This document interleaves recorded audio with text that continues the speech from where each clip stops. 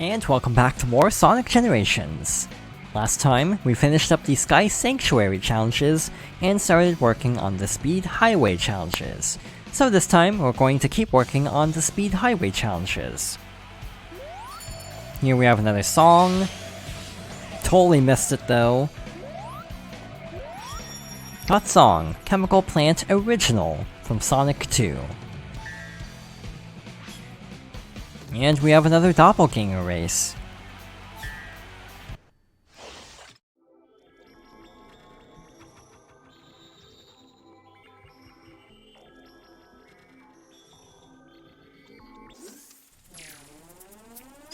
So we have a little under 3 minutes to make it to the goal for an S rank. Good start, we fell down.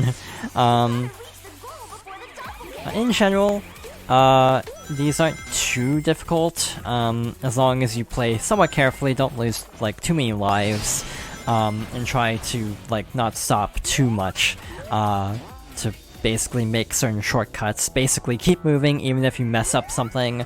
Yeah, just keep moving and you'll probably make it in time. I noticed that the challenge space sign said to search for Tikal, and my first thought was, wouldn't it be really easy to find her if she's inside the Chaos Emerald or the Master Emerald?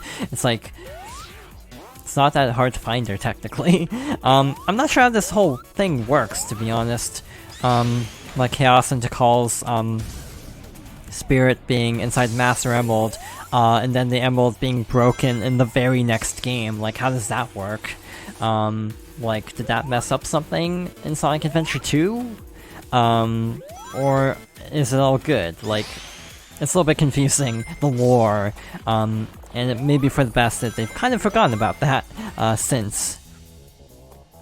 I forgot that was there until I actually went through that shortcut. This is a decent remix.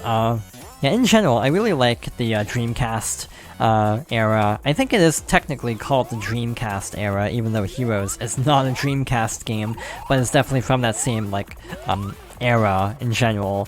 That's why I kind of think of it like as a 6th gen era, more so than Dreamcast specifically. Also because I associate Sonic Adventure with the GameCube, because of DX and Battle. Wow, that's a lot of slowdown. Yeah, certain areas really lag. It's not usually too terrible because it's a lot of scripted sequences that have the most lag, thankfully. Alright, we're actually almost to the end. This went pretty well, all things considered. Yeah, I think it's just a little bit past here. This is actually really difficult to make it up there, but it is a good shortcut. So yeah, the meter at the top doesn't really reflect a lot of the back and forth of this type of area, sadly, so it's kind of hard to get a proper read on how well we're doing. Because like here we're having to go left first, and then we're gonna go right to the end.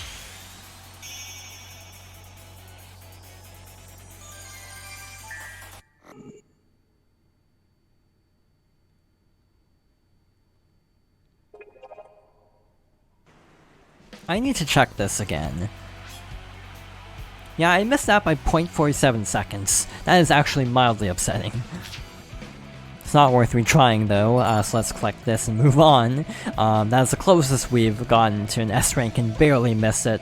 By the way, left trigger or right trigger will zoom out the camera. I forgot to mention that sooner, even though I've actually been using this like the entire playthrough. We got artwork 100. Yeah, it definitely feels like the unlocks are going in order.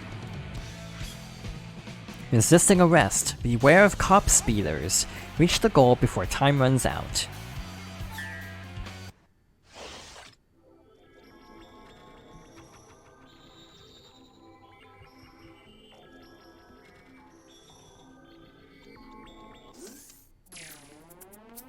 One other topic I talked about a while ago and then kind of forgot about once we got to the modern era, is like what characters make sense for which stages. And the modern era is kind of a mess again, kind of like the classic era. 2 of the characters make sense, 1 doesn't. And I think it goes without saying which one doesn't, and that's Vector. Vector for Rooftop Run doesn't really make a lot of sense because Vector has nothing to do with Sonic Unleashed. Blaze is a major character in 06, so her being for Crisis City and also Flames makes sense. Especially if you played Sonic 06 and have seen the ending, it actually makes a ton of sense. Charmy makes sense for Planet Wisp, sort of, because the DS version does have Charmy. In terms of all the other Sonic friend characters, like most of the cast of heroes is in this game. The only character who's missing, the only characters who are missing from Heroes are Omega and Big. Big actually would make a lot of sense in Sonic and Secret Rings if they had a stage for Secret Rings, just because of Big cameoing in a lot of stages in Secret Rings.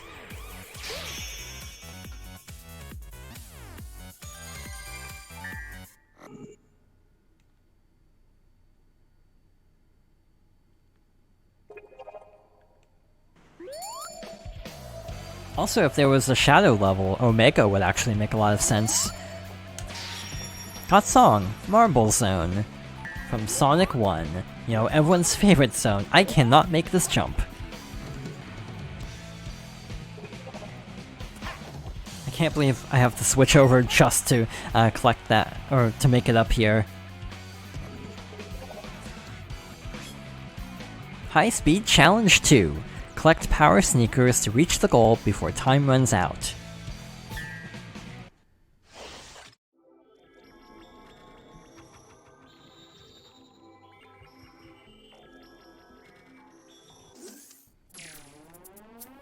Alright, we have 1 minute and 20 seconds, and I totally missed the power sneakers. That's a very good start.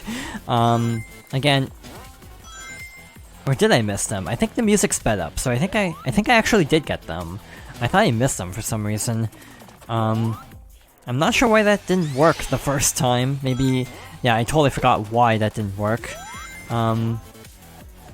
This actually sounds pretty good sped up. Like, this song sounds pretty cool, with the speed shoes. I call them speed shoes, even though they're, like, power sneakers, I think is what the game called them.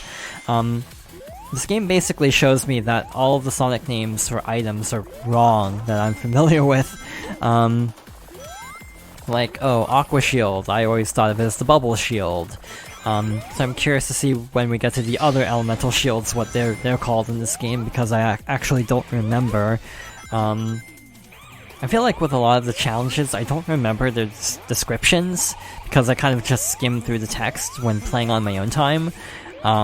Which is one thing about why I tend to actually read out dialogue in games, because I do skim in normal playthroughs so much.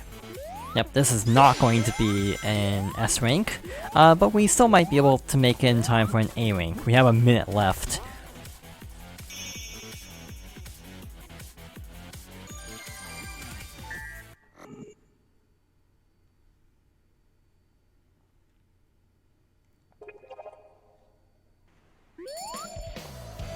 Alright, where the heck is that going? It's going down there for some reason. So let's wait for it. So that's bouncing back this way. You got Artwork 101. And yeah, this is definitely going in order, regardless of what level we play, because the amount of levels we've got in order, I don't think it would make sense otherwise. So our final classic challenge is right here. Hot Pursuit. Avoid getting hit by the pursuing enemies and get to the goal in time.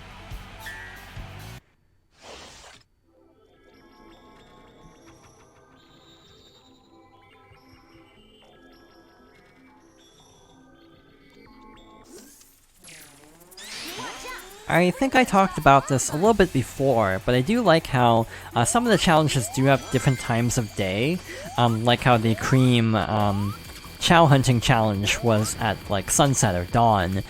Presumably dawn because of the actual Sonic Adventure stage, because it ends at dawn. I think that part of the level is actually called at dawn, or at least the song is, or something. I recall hearing that term before, used for that area. If you don't like these sprinkler enemies, oh boy, do not play Sonic Forces. That's all I'm gonna say for now. I have no idea when I'll get around to Sonic Forces, by the way. My goal for the last year was to get through the boost games. And I did. I got through Unleashed, Colors, and Generations in under a year. And now I need a break after this, because I do not want to jump into Forces anytime soon. Also, I still would also need to get through Lost World, and I don't own Lost World anymore because I actually actively dislike that game to the point where I don't even want to do a Let's Play of it. Is this the right way or not? That is very much the right way. Or maybe it's just for rings? I can't tell. Yeah, this is kind of confusing actually. Yeah, the layout's a little bit messy.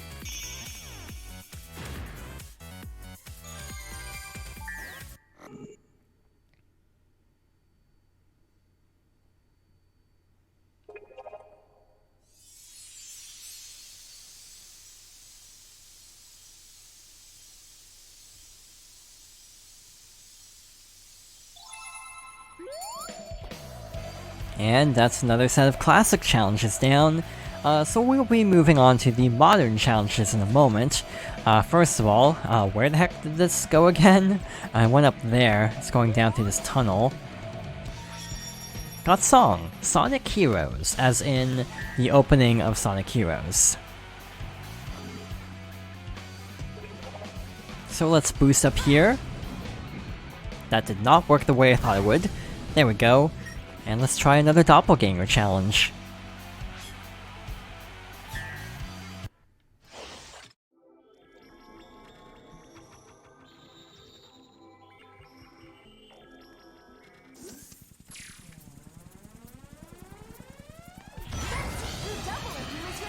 I talked a little bit before about how, you know, if there was like a stage for Shadow the Hedgehog, then the friend character for that would probably be Omega.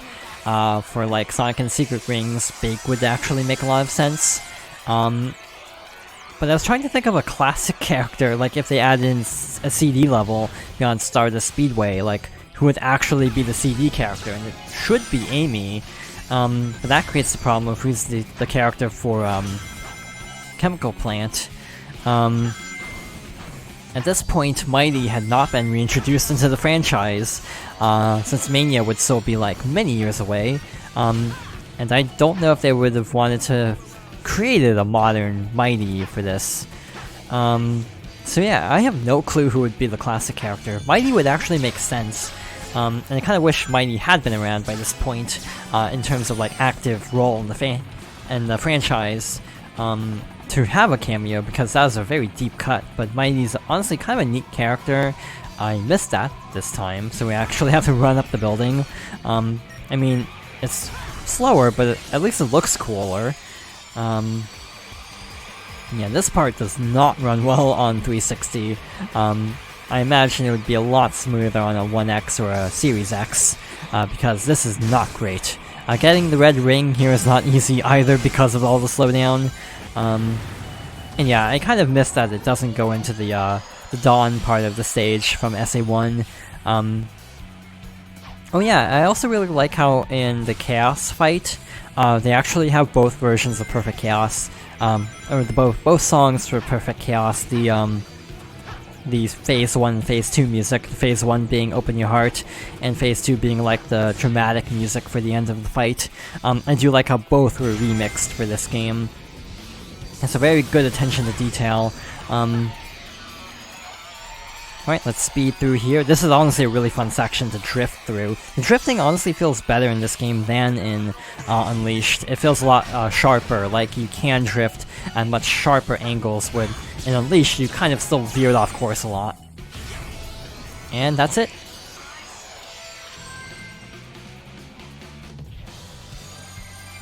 Missed it by 2 seconds.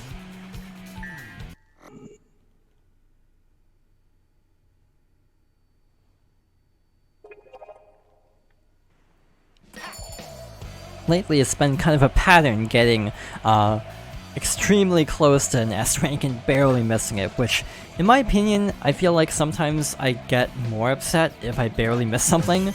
You got artwork 102. Over here is a challenge from Espio. Espio, Master of Camouflage. Only the searchlight can reveal Espio. Face him and get to the golden time.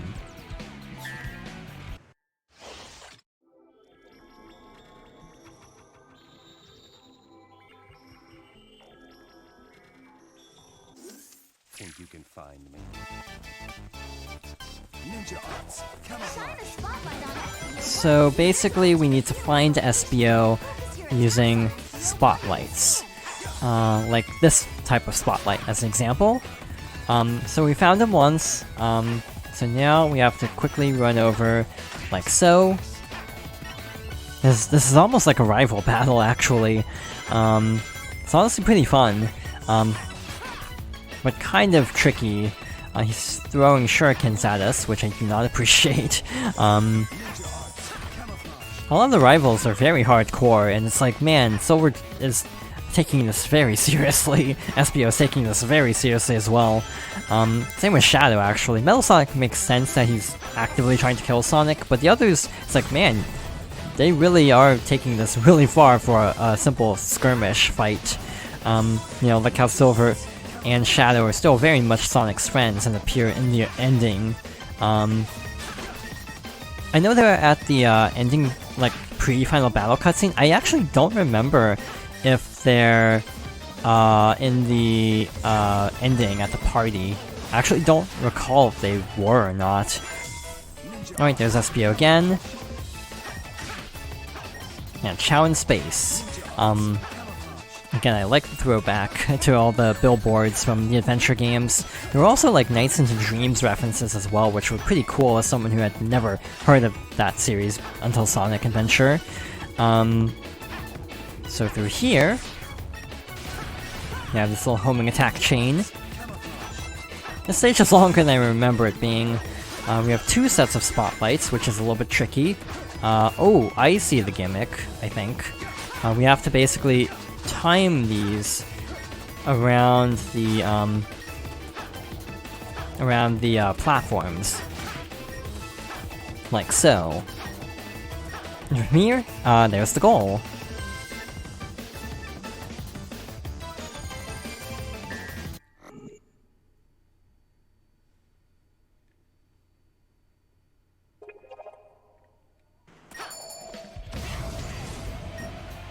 That did not go how I wanted it to. Let's reactivate that and try again. Wow, okay, it doesn't have a hitbox. Okay, that explains why I phased through it. Yeah, this is actually giving me trouble. Song, got song, Route 99. I don't remember what game that's supposed to be from. Overdrift. Grab as many rings as you can while drifting and get to the golden time.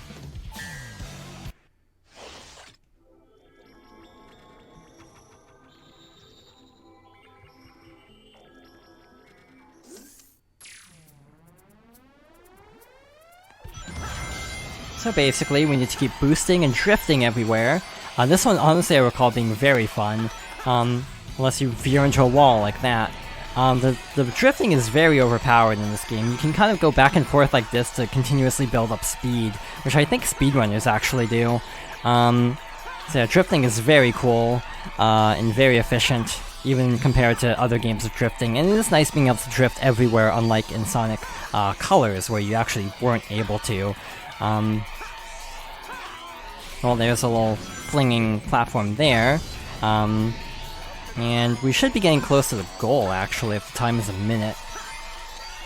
I think the rings are mostly to recharge the boost meter, not required for actually progressing at all.